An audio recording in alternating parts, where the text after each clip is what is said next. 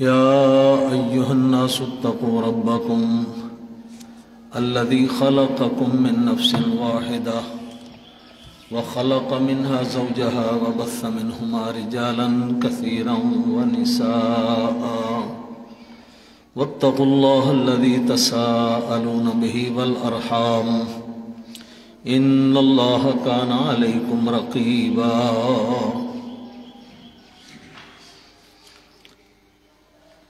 سورت نساء جیسا کہ نام سے ظاہر ہے نساء عورتوں کو کہتے ہیں، تو اس سورت میں عورتوں سے متعلق کچھ احکامات مذکور ہوں گے۔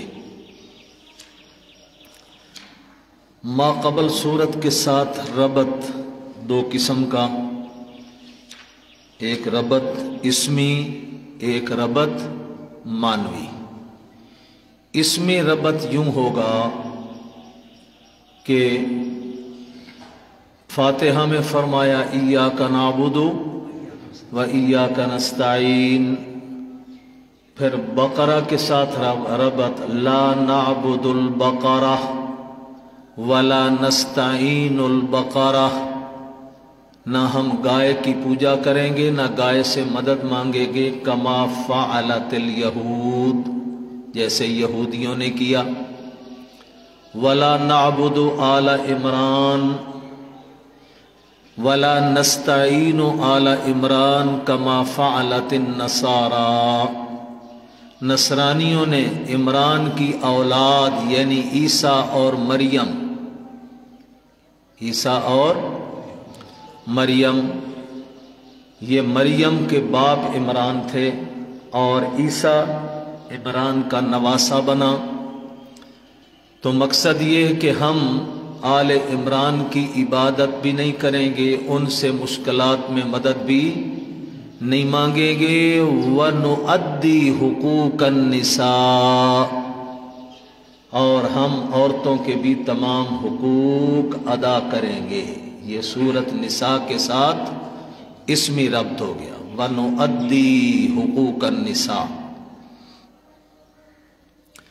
معنوی ربط یہ ہے کہ پچھلے سورت بقرہ اور آل عمران دونوں کا مضمون ایک جیسا تھا، 4 مضامین بیان کیے گئے تھے، توحید، رسالت، جہاد اور انفاق فی سبیل اللہ۔ اب اس صورت میں جہاد کے لیے جن امور انتظامیہ کا ہونا ضروری ہے وہ بیان کیے جائیں گے، کیونکہ جب تک آپس کا نظم و نسق پورا مکمل اتحاد و اتفاق کے ساتھ نہیں چلے گا جہاد نہیں ہو سکتا۔ تو آپس کے اتحاد و اتفاق کے برقرار رکھنے کے لیے کیا ضروری ہے؟ ایک دوسرے کی حق تلفی نہ کریں، ایک دوسرے کے حقوق کی ادائیگی کریں، ایک دوسرے پر ظلم نہ کریں۔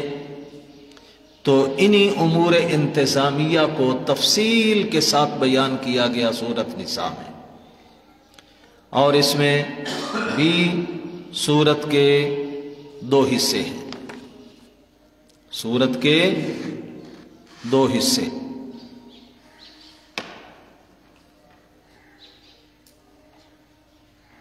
پہلا حصہ ابتدا سے لے کر صفحہ 186، صفحہ 186 تک 4تھی سطر پہ ختم ہو رہا ہے، وَنُدْخِلْهُمْ ذِلًّا ذَلِيلًا، اور دوسرا حصہ اگلی آیت ان اللہ یأمرکم ان تؤدوا الامانات الی اہلہا سے شروع ہوگا، اور یہ آخر سورت تک چلا جائے گا۔ پہلے حصے میں احکام رعیت بیان ہوں گے، اور یہ 14 ہیں۔ احکام رعیت کا مطلب ایسے قانون جن کا تعلق عام پبلک سے، رعایا سے ہو، یعنی ہر بندے کو یہ حکم دیا گیا ہے کہ ایک دوسرے کی حق تلفی نہیں کرنی، جتنا حق کسی کا بنتا ہے اس کا حق پورا پورا ادا کرو، کسی پر ظلم نہ کرو۔ تو یہ گویا انفرادیت والے احکامات ہوں گے، ہر بندے کے ساتھ انفرادی طور پر جن جن احکامات کا تعلق ہے اس میں وہ بیان ہوں گے، اور یہ 14 ہیں، 14 احکامات رعیت۔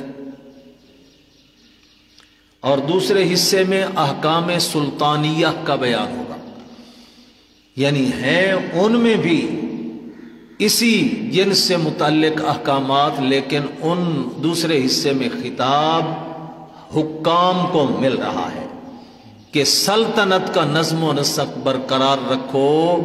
گویا دوسرے سادہ لفظوں میں یوں سمجھو، پہلے حصے میں کہا گیا ایک دوسرے پر ظلم نہ کرو، ایک دوسرے کی حق تلفی نہ کرو۔ دوسرے حصے میں حکام کو کہا گیا حق تلفی نہ ہونے دو اور ایک دوسرے پر ظلم بھی نہ ہونے دو۔ اگر کوئی کسی پر ظلم کرے، حق تلفی کرے، تو ظالم سے ظلم کا بدلہ دلواؤ، اور اگر حق تلفی کرنے والے سے حق کی ادائیگی کرواؤ۔ آ گئی سمجھ؟ ہر حصے کو بیان کرنے کے بعد اللہ نے پھر مسئلہ توحید کو بھی بیان کیا ہے، لیکن پہلے حصے احکامات رعیت کے بعد مختصر، لیکن دوسرے حصے کے بعد تفصیل۔ آ گئی سمجھ؟ اب اس کی احکامات رعیت کی ابتدا تمہید بیان کی پہلی آیت میں، یا ایھا الناس اتقوا ربکم، اے لوگو اپنے رب سے ڈرو، الذی خلقکم من نفس واحدہ، جس نے تمہیں ایک جان سے پیدا کیا، یعنی باپ سے، وخلق منہا زوجہا، پھر اس کی بیوی بنائی، وبث منہما رجالا کثیرا ونساء، پھر اس سے دونوں سے پھیلا دیے بہت سارے مرد اور بہت ساری عورتیں، یعنی آگے نسل انسانی کا سلسلہ آدم اور حوا سے چلا، اور کائنات میں مرد اور عورتیں بہت پیدا ہوتی گئیں۔ واتقوا اللہ الذی تساءلون بہ والارحام، اللہ سے ڈرنا، اس کے احکامات جو ابھی بیان ہونے لگے ہیں ان کی پوری پابندی کرنا، ان کی خلاف ورزی نہ کرنا۔ الذی تساءلون بہ، جس اللہ کا نام لے کر ایک دوسرے سے بوقت ضرورت سوال کرتے ہو، اس اللہ کا خوف رکھنا۔ والارحام، اس کا عطف لفظ اللہ کے اوپر ہے، واتقوا اللہ اور واتقوا الارحام، یعنی اپنی رشتہ داروں کے بارے میں بھی ڈرتے رہنا، یعنی رشتہ داروں پر زیادتی نہ کرنا، ان کی حق تلفی نہ کرنا۔ ان اللہ کان علیکم رقیبا، اللہ تعالیٰ تمہارے اوپر نگہبان ہے، دیکھ رہا ہے کون حق تلفی کر رہا ہے، کون احکامات کی پابندی کر رہا ہے۔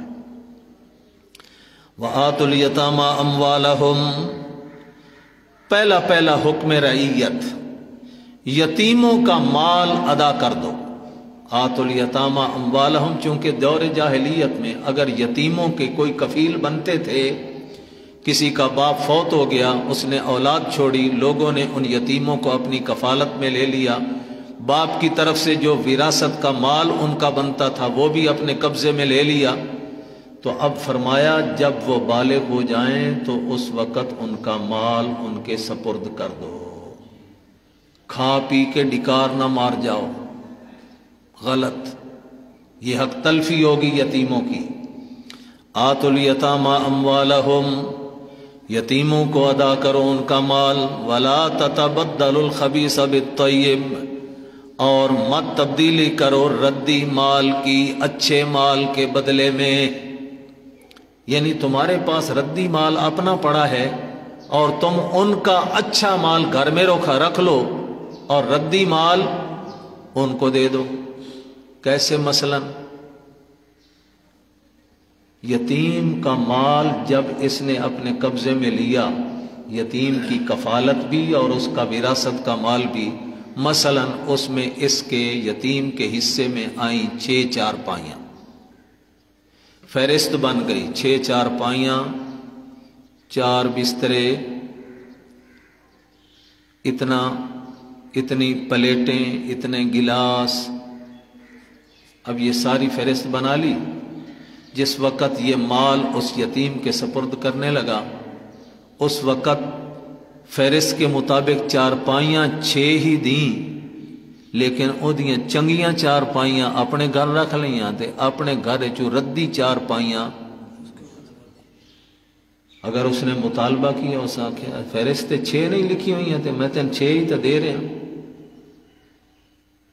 4 बिस्तर लिखे हुए थे तो रद्दी पुराने बिस्तर जो अपने थे वो उसके सामान में रखकर उसको दे दिए, और उसके 4 अच्छे बिस्तर अपने पास रख लिए।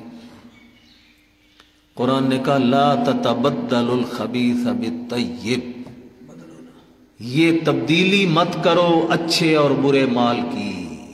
जो उनका अपना अच्छा हकीकी माल है, चाहे रद्दी है चाहे अच्छा है, वही उनको वापस करो और उसमें तब्दीली मत करो। वला ताकुलू अमवालहुम इला अमवालिकुम, और मत खाओ उनका माल अपने मालों के साथ मिलाकर।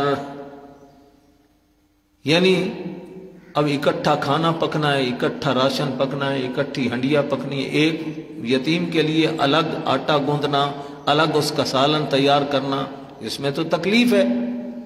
लेकिन फरमाया अब इस बहाने से ये नहीं है कि उसका 1 या 2 रोटियों का आटा हो और तुम आधा आटा उसका लो और आधा आटा अपने सारे घर का उसमें डाल के कहो मुश्तरका पक रहा है भाई।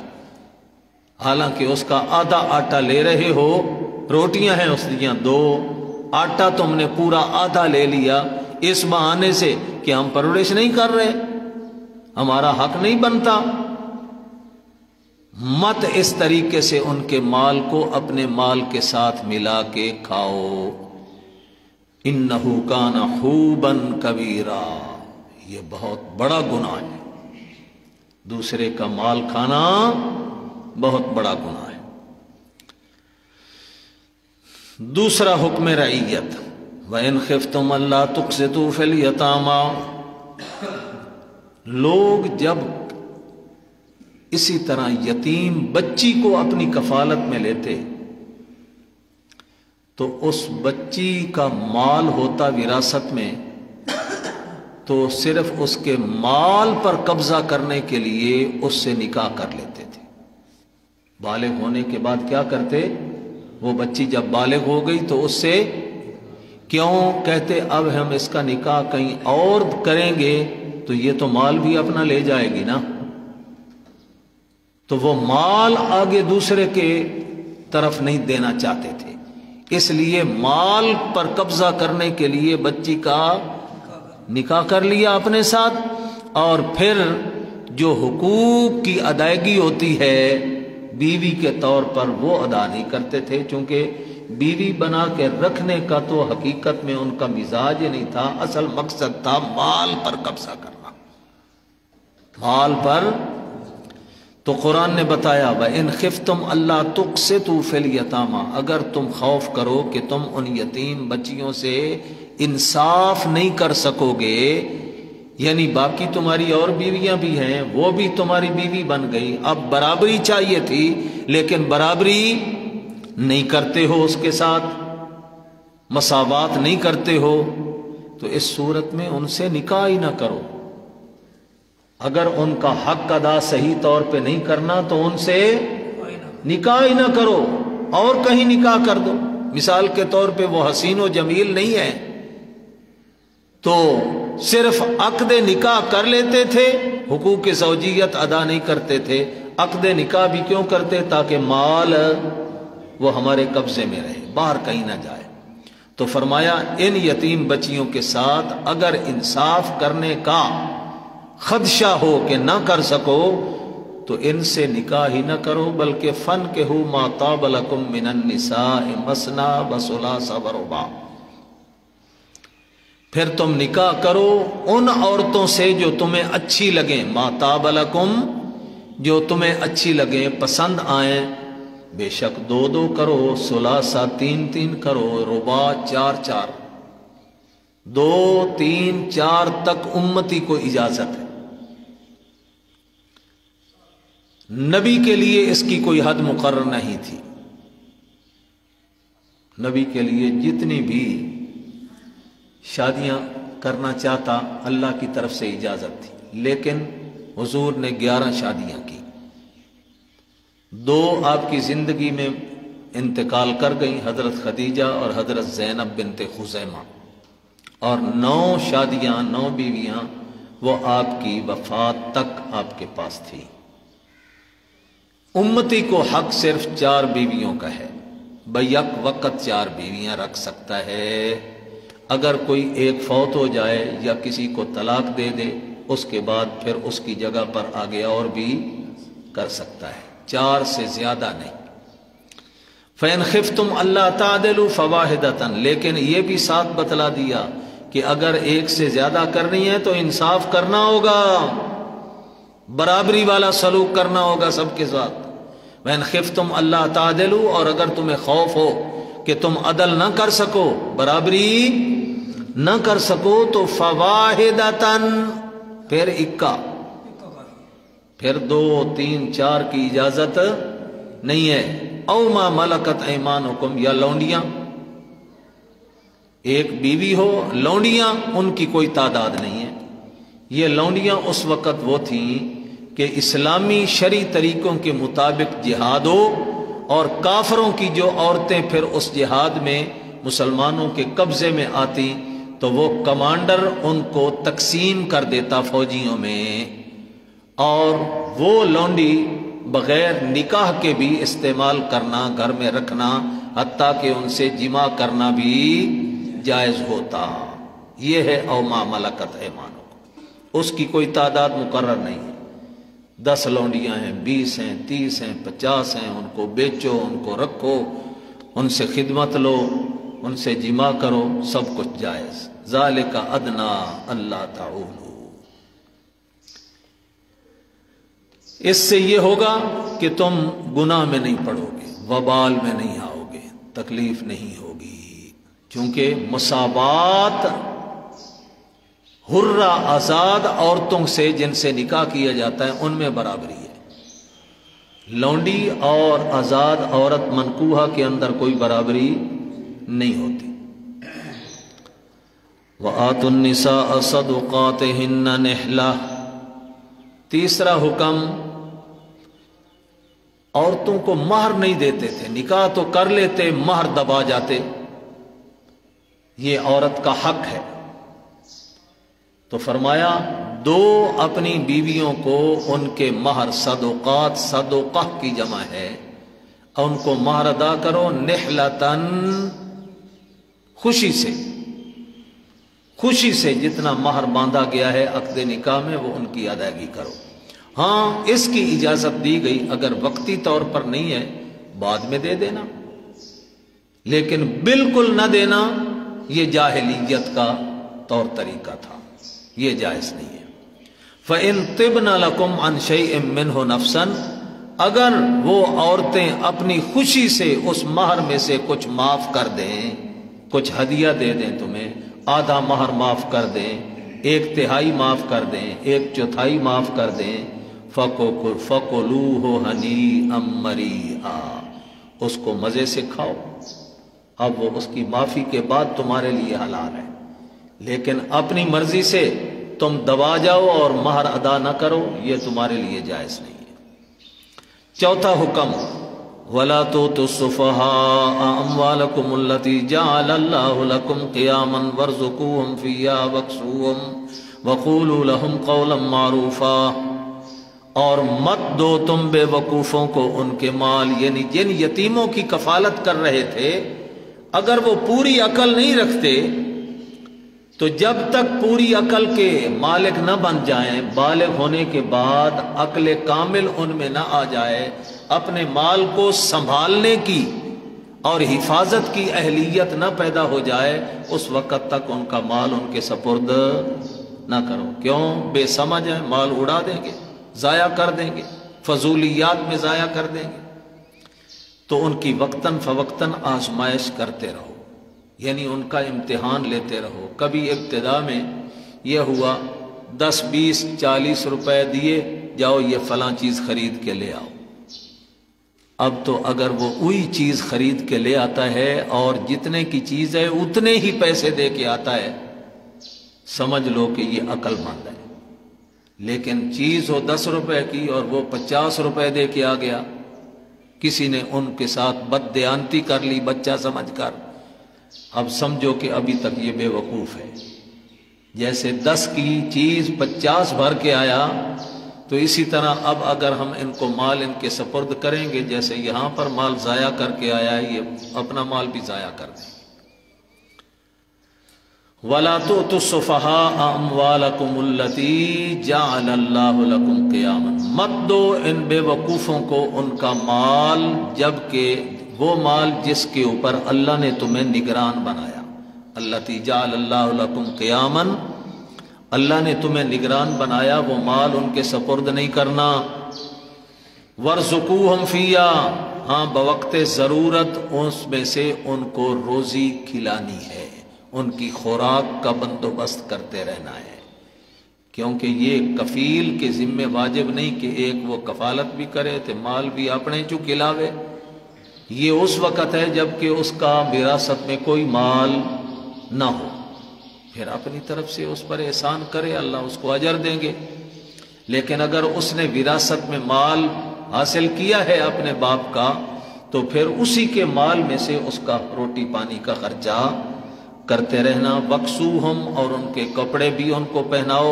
وَقُولُوا لَهُمْ قَوْلًا مَعْرُوفًا، اور ان کو بات کرو نرم نرم۔ کیا؟ جب وہ بالغ ہو جائیں اور کہیں اب ہمارا مال ہمارے سپرد کر دو، تو سختی نہیں کرنی، ان کو کہنا بیٹا تیرا ہی مال ہے اور محفوظ ہے، اور اگر تو ابھی لے گا تو ضائع کر بیٹھے گا۔ بڑے پیار سے نرمی سے ان کو سمجھاتے رہنا ہے، تاکہ ان کو اپنے نفع نقصان کا ادراک اور احساس ہوتا رہے۔ وَابْتَلُوا الْيَتَامَىٰ حَتَّىٰ إِذَا بَلَغُوا النِّكَاحَ، یہ اسی مسئلے سے متعلق ہے، یعنی جو مال دینا ہے تو مال اس وقت دینا ہے جب وہ بے وقوفی اور حماقت ختم کر لیں اپنی۔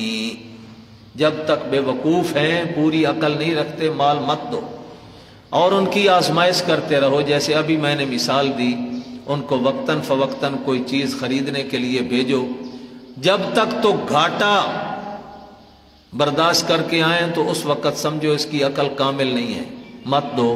ہاں جس وقت سمجھو کہ وہ چیز پوری پوری خرید کے لے آئے، پیسے بھی پورے دے کے آئے، زیادہ نہیں دے کے آئے، اس وقت پھر سمجھو کہ اب یہ سمجھدار بن چکے۔ وَابْتَلُوا الْيَتَامَىٰ، ان یتیموں کی آزمائش کرتے رہو، حتیٰ اذا بلغوا النکاح، یہاں تک کہ یہ نکاح کی مدت کو پہنچ جائیں، یعنی بالغ ہو جائیں۔ فَإِنْ آنَسْتُم مِّنْهُمْ رُشْدًا، اور اگر محسوس کرتے ہو تم ان کے اندر بھلائی، یعنی عقل، سمجھ، فہم، جب یہ محسوس کرو کہ اب یہ عقل فہم والے ہو چکے، فَادْفَعُوا إِلَيْهِمْ أَمْوَالَهُمْ، تو پھر ان کا مال ان کے سپرد کر دینا۔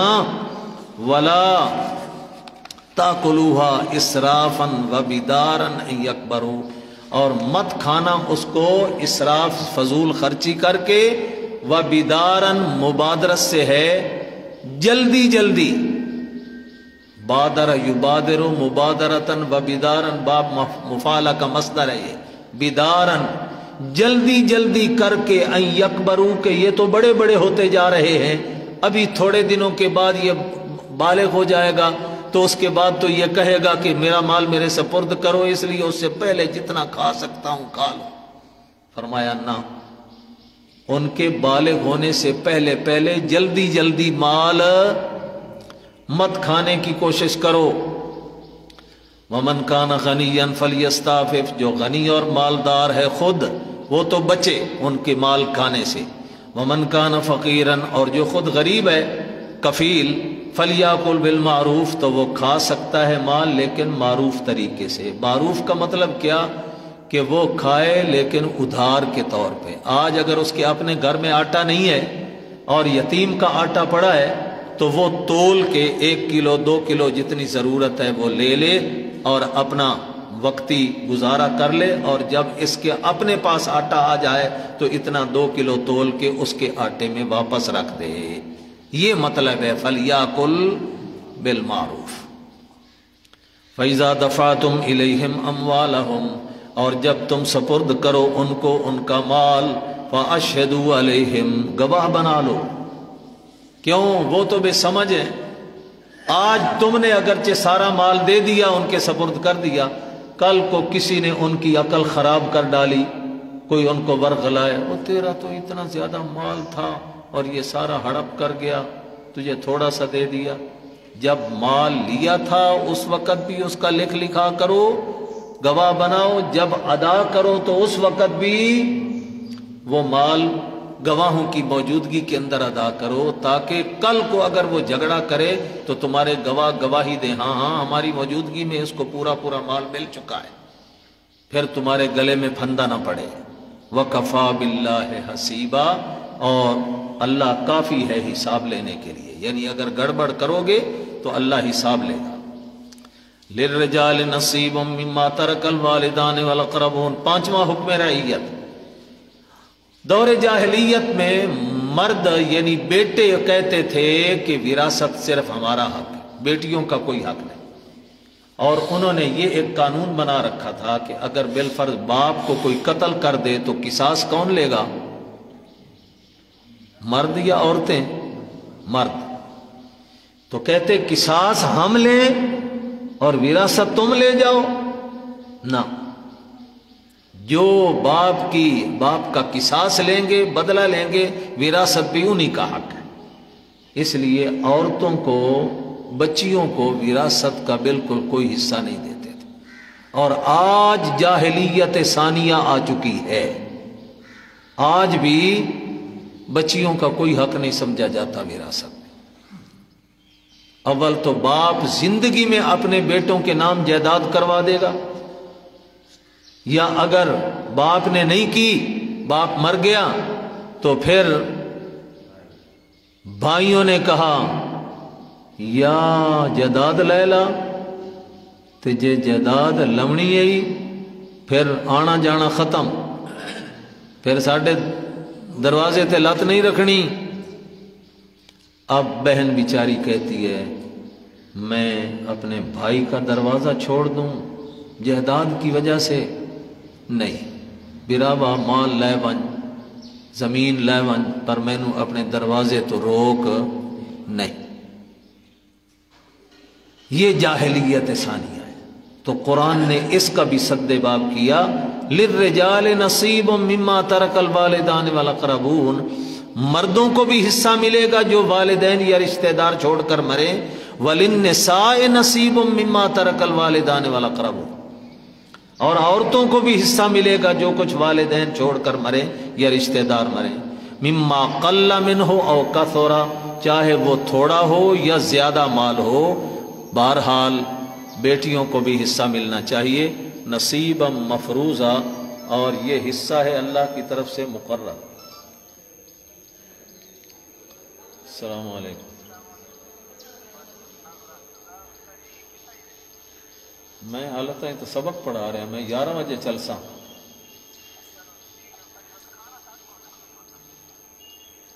جے طلب ہوئی تو پھر کھا لوں گی۔ اچھا، اللہ بہتر کر سی۔ السلام علیکم۔